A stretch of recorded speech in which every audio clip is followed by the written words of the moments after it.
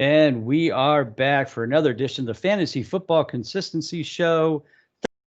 Again this week, as always, I'm Bob Lung from Big Guy Fantasy Sports here at the controls. And on the other side, well, we have one of our two guys. David Gautieri is still on the other side. Ron Rigney will not be joining us tonight.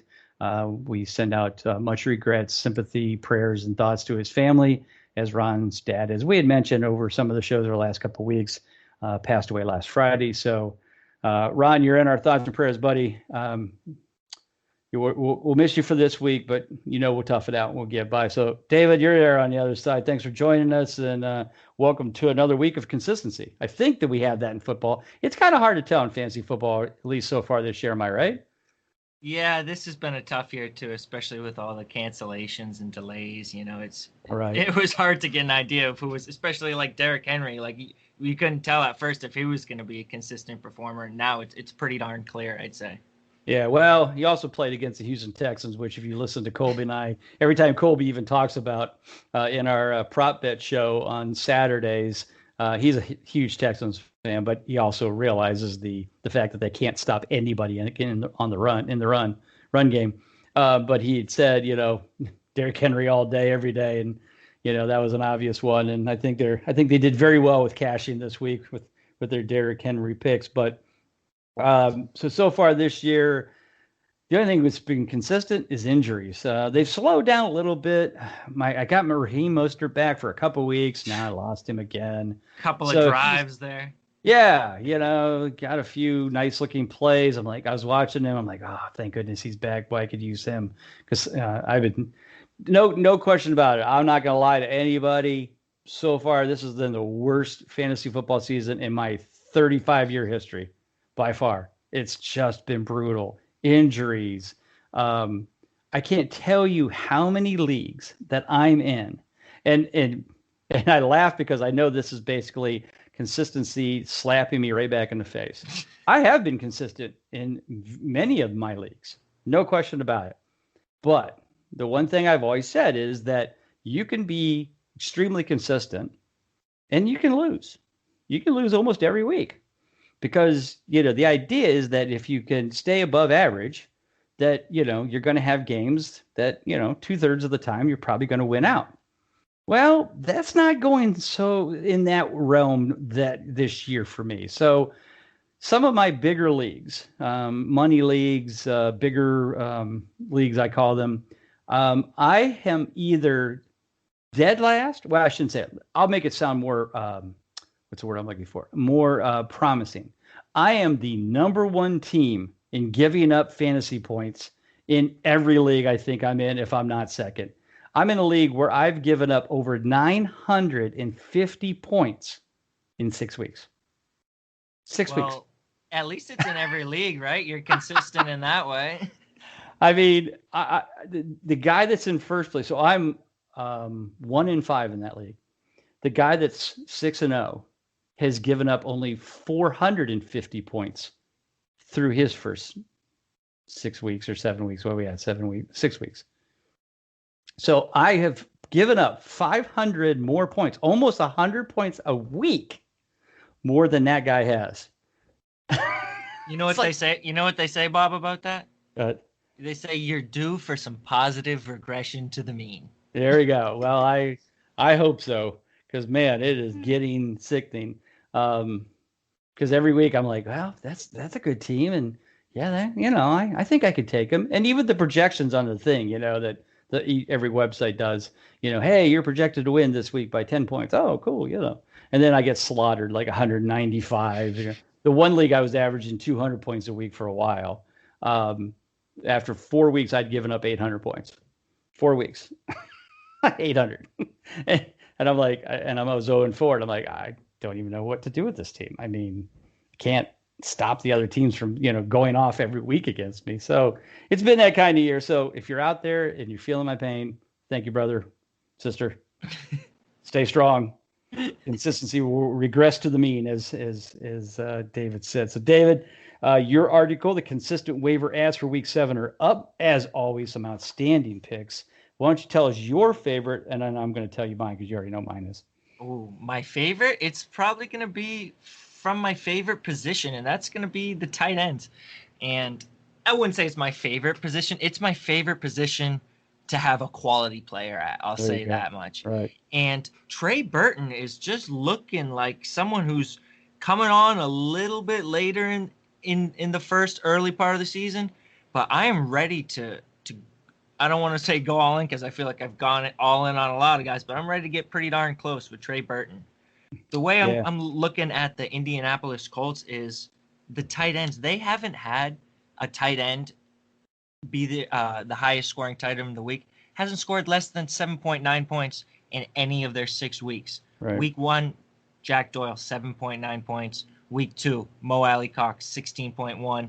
Week 3, 14 points for Mo Alley-Cox. Week 4, 8.3, Mo Alley-Cox. Week 5, 8.3, Trey Burton. Week 6, 21.8, Trey Burton. So at this point, a Indianapolis Colt tight end is getting it done on a weekly basis as a consistent performer in your lineup. And you could look at it one of two ways. You can look at it as, okay, it's a bit of a mismatch. You don't know which one's going to perform. But the way I look at it is follow the timeline. It was Jack Doyle at first, the veteran. They have to defer to him. He's not great. Mo Alley-Cox starts to step up a little bit. Trey Burton comes back week 4. Within week 5, he's took over. Looks like Mo Alley-Cox was doing nothing but keeping the seat warm for Trey Burton. Right. Well, and Mo Alley-Cox got injured too, so that certainly opened up the door for him. Doyle is just obviously over the hill. You know, I mean, I liked him. I really thought maybe he would perform well and matching up with Phillip Rivers, but it's obvious that he's lost a step. So, but no question. Alley-Cox did come back as well from that injury. He played last week. Oh, did he? Oh, okay. Yes, all right. So Alley-Cox was in the fold when Burton had this week 6 breakout. Okay. And you look at the wide receivers around him, there's nothing there. There's the ghost of what used to be T.Y. Hilton. Yep. There's Zach Pascal. Paris Campbell's already on IR. Michael Pittman, we know he's been dealing with injuries. I don't know when or if he's coming back. They need, at this point, Trey Burton to continue to see a high amount of targets on a weekly basis. I'm looking at him basically right outside the top 6, 7 times. He's about a top 8 tight end in my eyes going forward. Definitely. And my favorite, the old man, Cole Beasley. He's the old man because he's closer to my age, and probably your age. But Cole Beasley has just quietly put up double-digit points every week except week 1, as you mentioned in the article, and that was 9.8.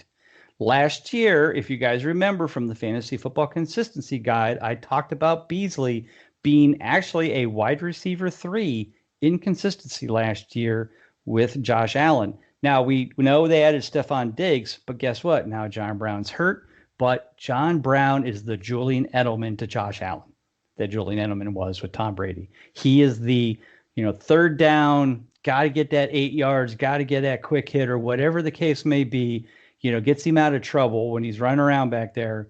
He is the kind of guy that is exactly what we talk about in this stuff, is finding those consistent guys that not everybody's aware of. Nobody's really paying attention that he's only getting about 12, 15 points a week, but he's doing it.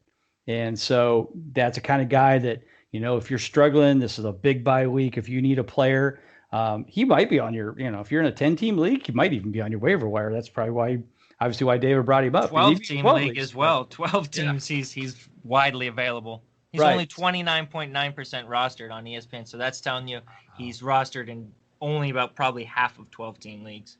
Exactly. So get out there, grab Cole Beasley, grab Trey Burton, and some other great picks, but I won't tell them because you guys got to go out and read the article, and it's out there. It's on Twitter as well. If you got your Twitter, you follow me, follow David. It's already been tweeted. Big Guy Fantasy Sports as well. Follow all of us there. So, all right, David, so let's move into the year-to-date consistency for the quarterbacks.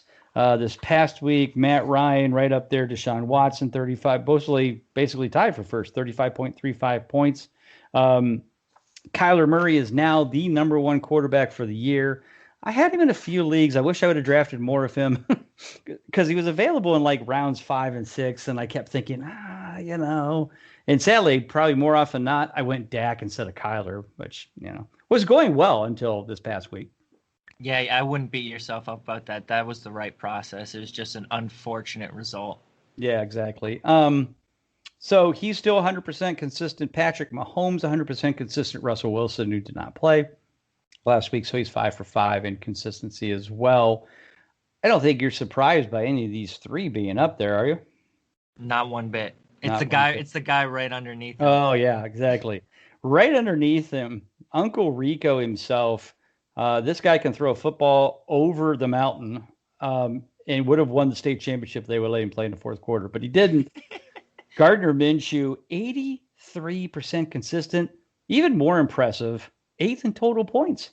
He's in the top 10. Top 10, guys. It's unbelievable. And if you have a conversation with anyone who's not hardcore, it's just the frame is he's still a quarterback too, and probably a low end one at that. Right. So if you are looking to make a lateral move, somewhat downgrade at quarterback, and you need help at your running back, at your flex, whatever it may be, and you can trade your quarterback who's got a better name, maybe a Drew Brees, I don't know, someone like that. Trade Lamar Jackson, who's only got 4 more points than he has. No, so I can't put my stamp of can't do that. On that. Well, not straight up, but you do this trade. You trade where you're trading Lamar Jackson and let's say I don't know. Get a good enough running back in return. Yeah, with and you Minshew. Trade up. Right. Yeah. So you get Minshew and Zeke, because Zeke had a bad game. So you go out to the Zeke owners, got Minshew and Zeke. You go, look, Zeke, he sucked. He had 2 fumbles.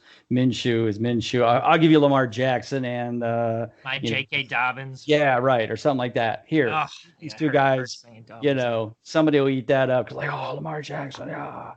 So anyway, go do that. Also in the top 10 is Ryan Fitzpatrick, but he's going to be replaced because 2 is going to come in, which is fine. At some point they had to do it. I wouldn't be shocked if maybe Dallas trades for him. They might. I was thinking your team too. He would be a good fit because I hate to jump in there, but look at the bottom of the list. Who is down there at 0-6 and hasn't had a single clutch game? Yeah, exactly. Baker Mayfield. Right. And I'm not surprised by that because they're definitely taking the ball away from him to make him be a game manager, not a touchdown thrower. But the problem is that he should be because you have OBJ and Jarvis Landry and, Austin Hooper. You got all these weapons. You don't have a guy that can throw the ball. And now, he's hurt and he's got, will he play? Will he won't play? I mean, at this point.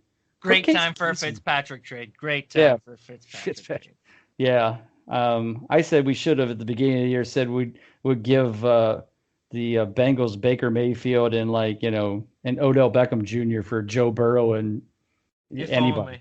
If only. Yeah, so that the Browns could have a future. But once again, we will not. Right there near the top also, Ryan Tannehill, 80% consistent. Why are we not surprised? Because last year he was 75% consistent in the games that he played in the second half of the season. He's just, again, does a good job, doesn't earn a ton of points, even though he was third this week. He had 33, had a big week. Didn't he throw? I think he threw 4 touchdowns, but that game was just a blowout. And, they were trying to stop Derrick Henry. And when they tried to do that, then Tannehill was burning him. So, he's at 80%, 75%, Justin Herbert, Cam Newton. Cam, I think, will come back to earth. He definitely has not looked as great lately. Herbert's definitely up and coming. What do you think of that group there? What are your thoughts on Cam Newton? I mean, he's only played in 4 games, so obviously can't judge him for that. Outside of the running touchdowns, which is pretty much what's earning him the clutch games at this point, I think at some point he's either going to be beat up and be on the sidelines or be just benched. Yeah, I don't disagree with you there, but I think as long as he's on the football field, he's got to be a consistent performer just based on the rushing floor. You talk about 10 rushing yards, doesn't sound like a whole lot. That's an extra 25 passing yards. You go up to 20 rushing yards, that's the equivalent of an extra 50 passing yards. You get 30 rushing yards, that's extra 75. So it's going to give him a floor where to kind of cover up those bad passing days. But again, the injury risk is for real with Cam for sure. All right, as we kind of finish up the quarterbacks, let's look at the 50% range. Lamar Jackson, 7th in total points. Matt Ryan, 9th in total points. Tom Brady, 11th. And Carson Wentz, 12th. There's 4 guys in the top 12, but yet are 50% consistent. Man, it's been tough for those guys this year. And for owners. I mean, I have Ryan, I have Brady. I've even had Wentz in a few leagues. And, it's like each week I'm like, okay, do I start him? Do I not? And then some of the teams, some of those games, some of my leagues, I've got like both. Like some of the leagues I have Ryan and Brady, thinking, okay, well, if one of them gets hurt, I'm covered. Well, the problem is neither one of them are hurt. They're both 50% consistent. And if I don't pick the right game, it doesn't work out. So it's been rough. Aaron Rodgers, 60%. He started off like wildfire last week. What did he have? 7.4 fantasy points. He was actually worse than Baker Mayfield. That's how bad it was for him. Yikes. Yeah, that's bad. And he played the whole game, and they were losing by 30, and he still couldn't get it done. So I think Tampa Bay easily figured them out. Bruce Arians made him look bad. So your there's thoughts one on more guy. There's one more guy who stands out on this list to me. Please do. That's Matthew Stafford down at 1 for 5. I don't feel like that is gonna continue for the whole season. We know Matthew Stafford, and look at the names he's surrounded by down in that 1 for territory. Sam Darnold, Dwayne Haskins, Mitchell Trubisky, Phillip Rivers, Daniel Jones, Baker Mayfield. One of these things is not like the others. Right. And that's exactly. Matthew Stafford. We saw him heat up a little bit against Jacksonville. So, again, you talk about the lateral move like we talked about with Minshew, or just a slight downgrade at QB. If you could go from a Breeze to a Stafford, because I feel like that's got to even out. So that means Stafford's due. He's due for some positive regression. So I think it's a good time to buy low on him if you can make a quarterback swap to upgrade a running back or a wideout or tight end. Absolutely. And the schedule says the same thing. The next 3 games, Atlanta, Indianapolis, and Minnesota. Yep. I know Atlanta and Minnesota are definitely in the bad defense category in the bottom 10. Indianapolis actually has a pretty good pass defense, but actually Joe Burrow made them look pretty bad last week. So I think that's slowly falling apart too.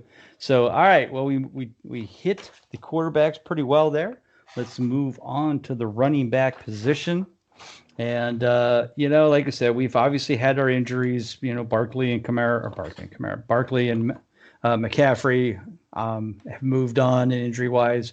Maybe McCaffrey comes back week 8, I've heard now. Have you heard anything, any new updates from that angle? No, I heard the same thing as you. Okay. The week 8 was the projected that I heard last. Right. New Orleans was off this past week, so nothing for Kamara, but Zeke stayed perfect, but not pretty. That's for sure. 16 fantasy points, but he had 2 fumbles, got benched for Tony Pollard for a while. Just an ugly outing against Arizona. What a floor, though. What a floor. Yeah. To be that bad. Yeah, to be 8th overall for the week, and that was your floor. Yeah, I mean, that's Zeke. That's why he's 90% consistent every year. So he's still 100%. Like I said, Aaron Jones didn't play. Dalvin Cook didn't play because of injury. Clyde Edwards-Helaire still perfect, 6 for 6. Again, not too bad, 20.9. I assume now this week Le'Veon Bell becomes more available. We'll get into the fold. We'll see if that affects him. I'm a little worried, but I don't know. I think he's just a veteran backup. I was really shocked that the Chiefs went after him, but again, maybe it's just more of a veteran backup, some mentoring, and maybe get him in there to keep Helaire healthy. And he looked good too. I mean, I've heard from a lot of people a lot of Bell hype. Bell's going to take over. He's better. The Jets misused him, but that's 6 for 6 for CEH and the consistency. And he looked good against Buffalo. He looked good running the ball. So at this point, it looks like it's going to be 2 backs that are going to have value. I would not throw away CEH in a trade. Absolutely not. The Browns were doing it very well with Chubb and Hunt till Chubb goes down. I mean, both of them were, getting clutch games every week. So it can be done.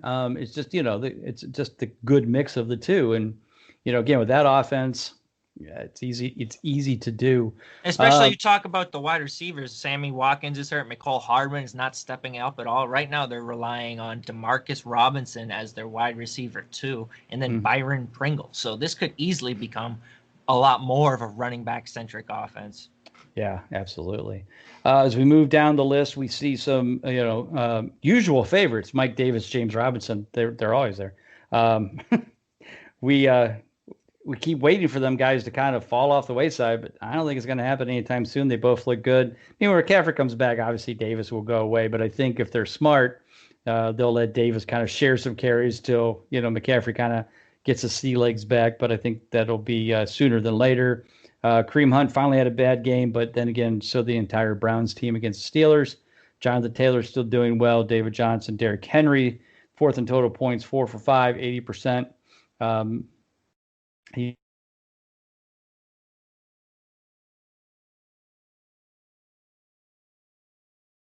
Joe Mixon, who's 8th, Gurley, who's 14th, and Jarrett McKinnon, who's 24. So, in that group, who's heading up and who's heading down, you think, consistency-wise, out of those?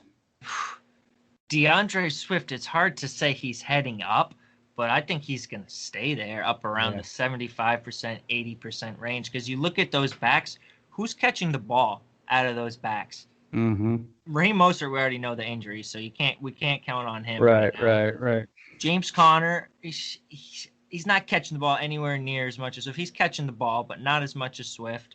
Sanders got the injury. Melvin Gordon, Phillip Lindsay staking his claim. Mm-hmm. Todd Gurley, I don't trust his receiving role. So I like the backs who are involved as receivers. DeAndre Swift, all we've been waiting on is just that little uptick in rushing work because it was just that one dud. Other than that, he's been up in double digits in the points. So I think he's going to stay up there. The cat's out of the bag now as a rusher. I don't see how they can't give him at least 7 to 8 carries a game, which is all we were asking for in the first place anyways. Right. Ronald Jones had a really nice game this past week for Tampa Bay. Fournette, I think he's just packed it in. He continues to be injured. When he does play, it just seems like he's half-assing it. I don't know.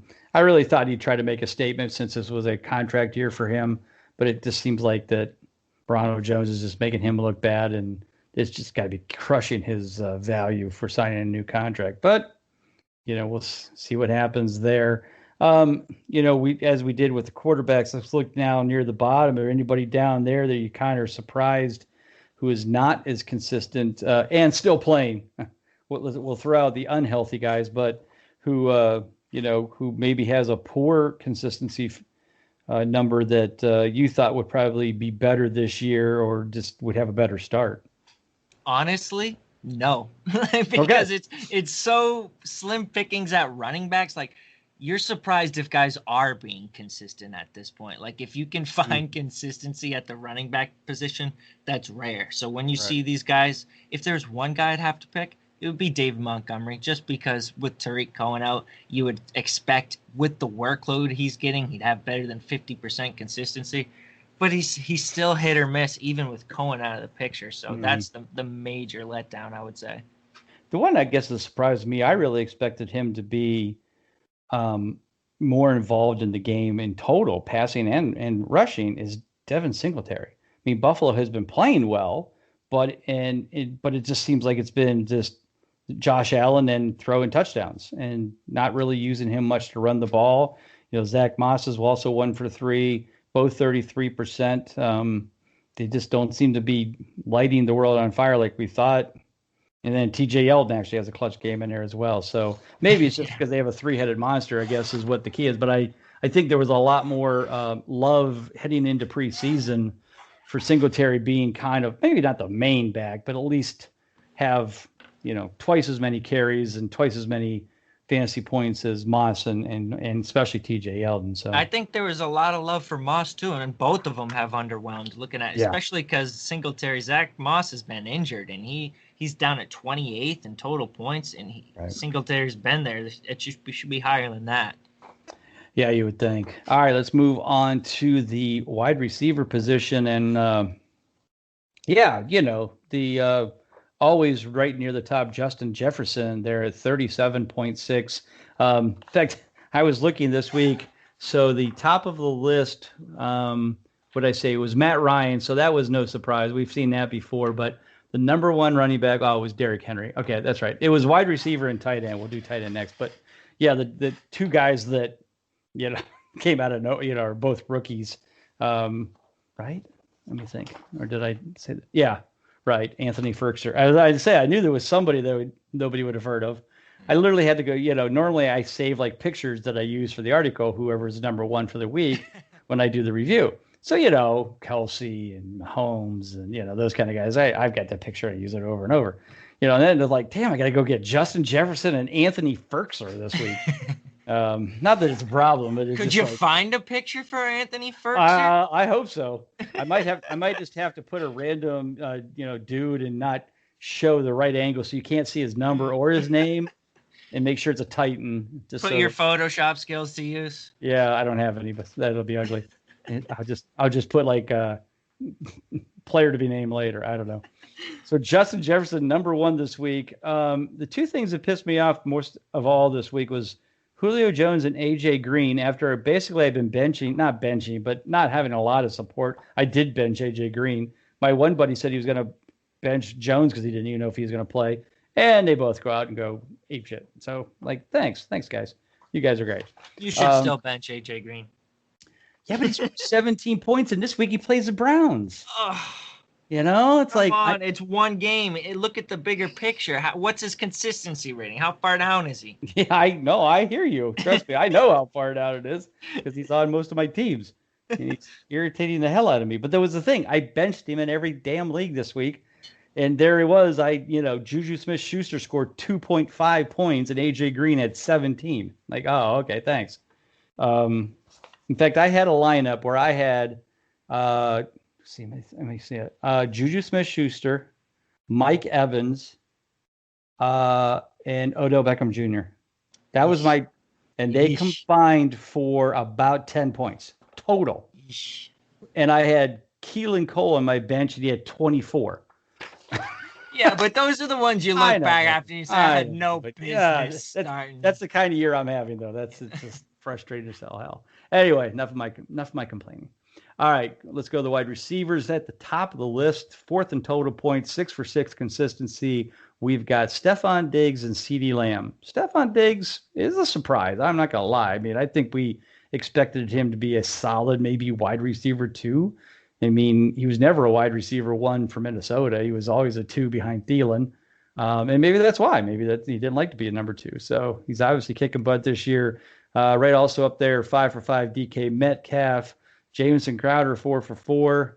And then we got, the famous Travis Fulgham, if you got him, 3 for 3. Since he's become the starter in Philadelphia as the main wide receiver, he is perfect so far this year. And he is still available on some waiver wires because I just went and put a bid in for him in my one of my leagues. Looked pretty good so far. Certainly has become a favorite of Carson Wentz, that's for sure. Yeah, and the other guy out there too at 100%, Corey Davis. I mean, 3 for 3. That was to start the year.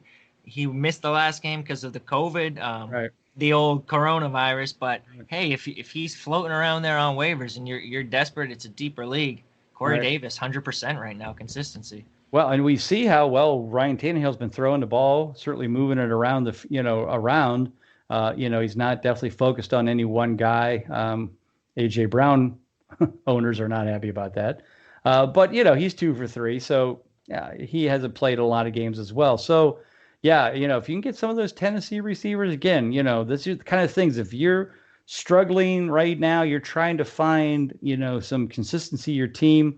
These are the kind of guys that we talked about. Go get a Gardner Minshew. Go trade for a Corey Davis. Get a, Travis Fulgham, Jameson Crowder, Cole Beasley we talked about.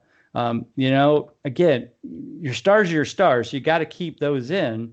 I'm not saying, trade, Odell Beckham Jr. for Cole Beasley at this point, but if you can get, somebody like maybe a Tyler Lockett or Chris Godwin, who's been down so far this year, doing good but not great, and you can maybe trade them off for, maybe a DeAndre Hopkins or somebody you can add some depth to your team. That might help. It might be that time of the year where you're, 2-4, 3-3. You've got a shot at the playoffs if you can kind of put some streak together. You might have to go trade one of your studs for some depth.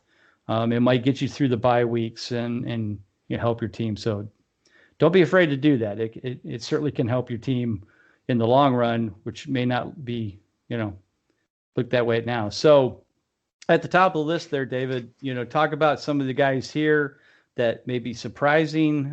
There's some that we've always seen up there, maybe different teams, certainly same names, Hopkins, Thielen, but there are also some guys up there that we don't normally see up there.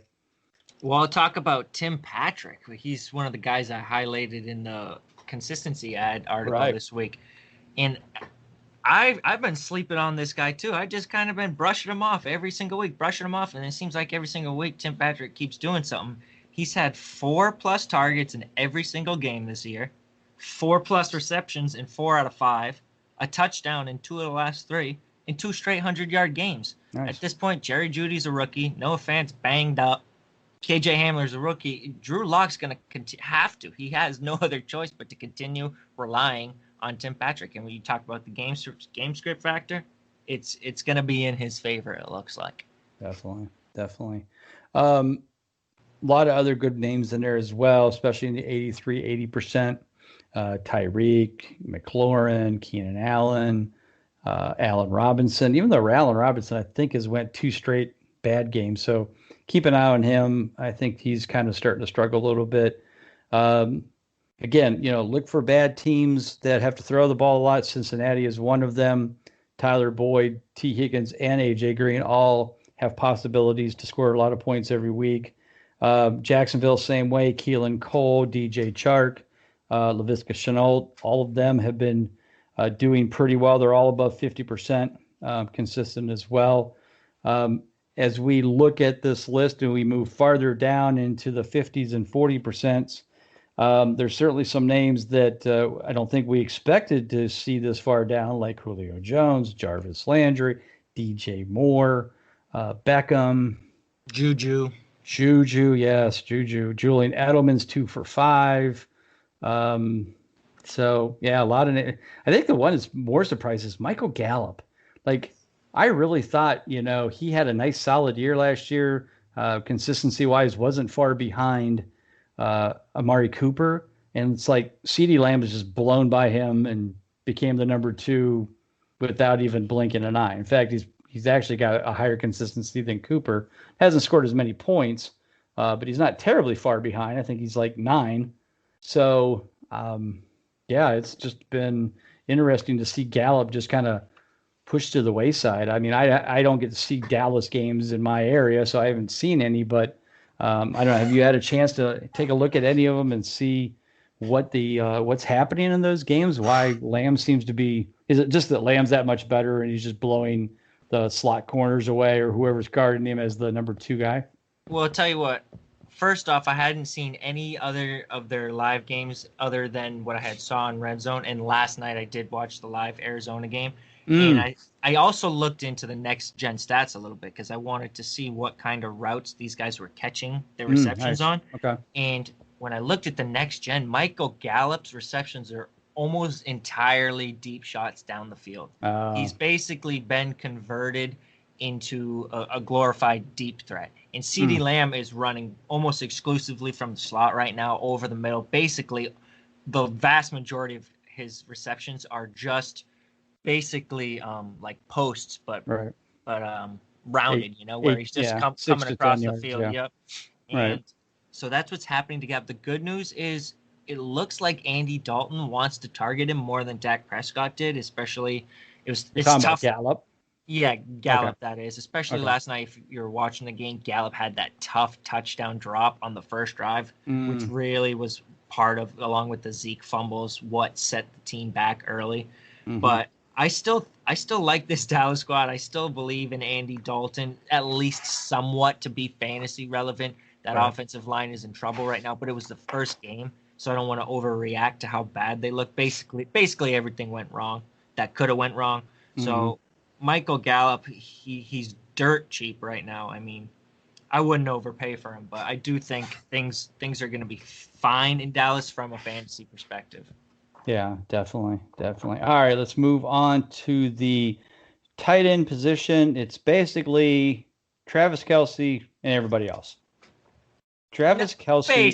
Basically. There's one more little tier after that. It's little, but what I wanted to compare was is that Travis Kelce has 113 fantasy points in 6 games.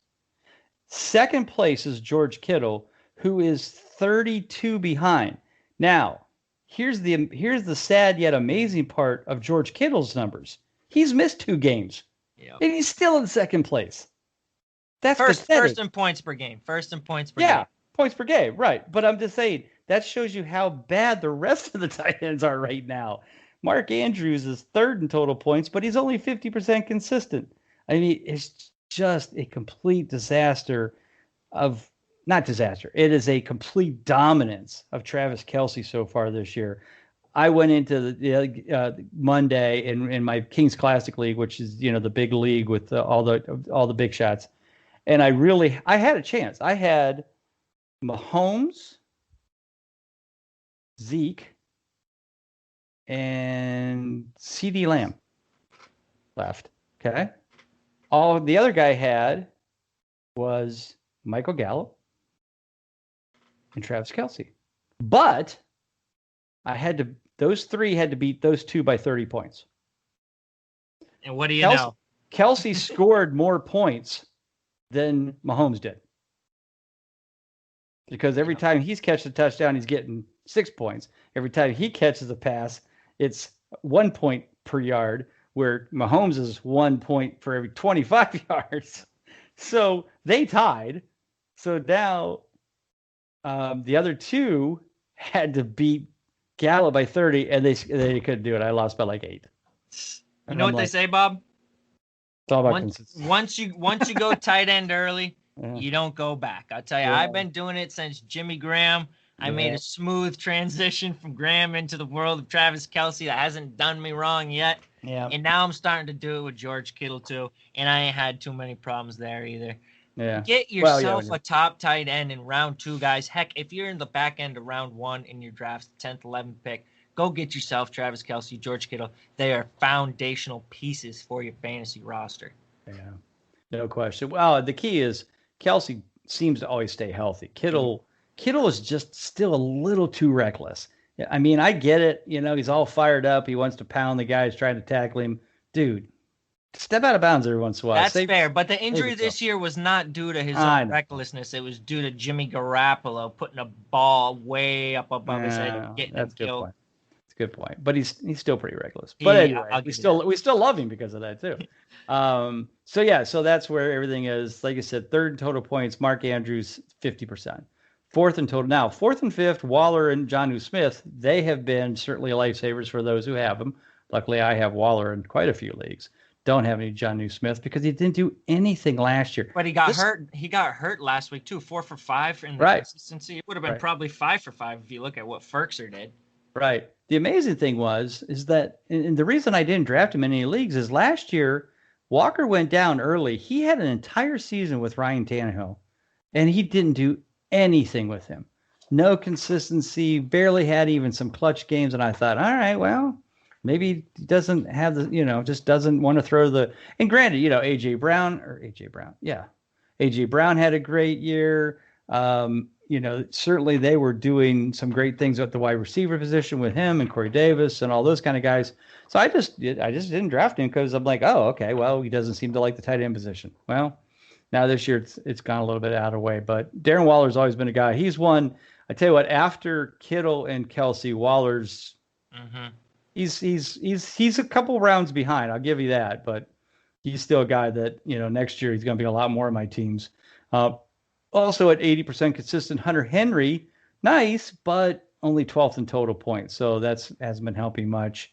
Noah Fant, 74%, but again, he's missed a couple games. Tanyan is coming back to earth now after his big week a couple weeks ago. And then after that, it's 50% and less. I mean, Dalton Schultz is 8th in total points, 33%. Hayden Hurst, 9th in total points, 33%. It's just bad. Tyler Higbee is 10th in total points. He's 1 for 6. Yeah, he got all of those points. All of his points in one game. He did a Will Fuller, I call it. He got all of his points in one game and then hasn't done anything before and after. So it is just a bad year for tight ends. Again, we can only hope that, the cream will rise, the Evan Ingrams, the Mark Andrews, Jared Cooks. And I like Dallas Hurts. Goddard and Burton at the bottom of that to kind of rise up above that 50% line in Right, the right. consistency. And Here's they've another been hurt. They're down low 1 for 3. That's also got to do with their injuries, which kind of right. hampered one of the games. Another guy I think to keep an eye on this week, whether he's on your team or not, is Mike Gesicki. Because with Tua in there as the starter, they'll usually check down quickly because if they don't see the openings, they don't want to take that shot.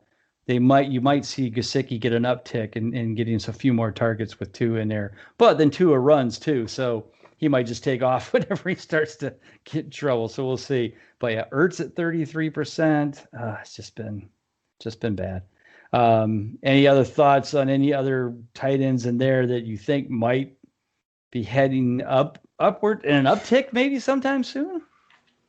Towards consistency, no. Yeah. It's streaming at this point. It's just streaming. Yeah. You got to play it. If you're picking up these times, you're picking up 2 or 3, holding them and just playing the matchups because there's only a few who you feel comfortable with on a weekly basis as consistent guys you can start. Yeah, so every week I have to update the stats for the most points allowed by position, by team, and then I upload that into the software that gets us our consistency report. And then in there, you'll see that there'll be home and away and good, bad, or average is defense. Bad defense is any defense in the top or the bottom 10 against that position and fantasy points given up. So at the tight end position, if you're looking for some matchups, here's the 10 worst. I'll go from 23rd to 31st. Chargers, Browns, Jags, Titans, Bengals, Redskins, football team, whatever. Eagles, Bills, Falcons, Saints. Saints are the worst. So any of those teams, if you've got a decent tight end that you might be able to start this week, certainly look into those teams as Did you say Browns number 1? Most points on? No, they weren't. No, New Orleans was. Browns were 24th. Okay. Cincinnati's 27th. So that Browns-Bengals game that's coming up this week. I was going to say, yeah. Yeah, get in your Drew Sample, maybe as Drew Samples. Flyer, yeah. Who knows? Maybe even a Njoku. It's going to be ugly. It also could be 7-4 or 7-3 by the end of the game too. So who knows? I think that'll be a high scoring game. Yeah, I think it'll be a lot like the one they had. What was it, week 2, where they had on Thursday night? Yeah, I think it could be one of those 35-38 kind of games. So who sees? But all right, well, there's our fantasy consistency reports for the week.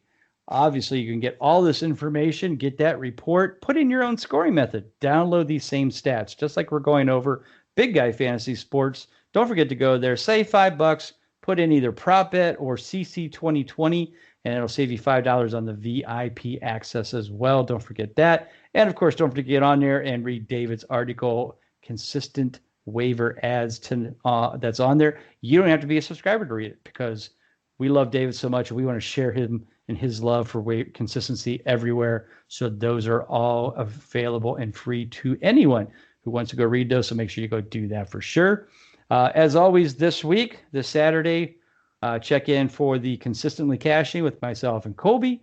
And of course, then the Prop It Like It Hot. That's with Colby and I. Ron, we think will be back. He may not be. Maybe me again this week. But we'll definitely be having both shows, both the Consistently Cashing and the Prop It Like It's Hot, so we can win you some more money in those daily cash and prop bet tools on like Thrive Fantasy. So, David, thanks again for being here. Why don't you tell everybody where they can find you?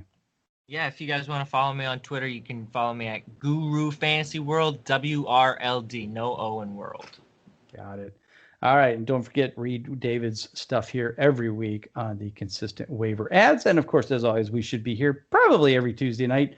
If you're a subscriber on Spreaker, just hit that subscribe button or follow button, and then you'll get notified every time we get a post. But most of the time we're doing these on Tuesday nights. So, David, thanks again for being here. We'll see you again next week. Everybody else, have a great week. Take care. God bless, and we'll see you soon.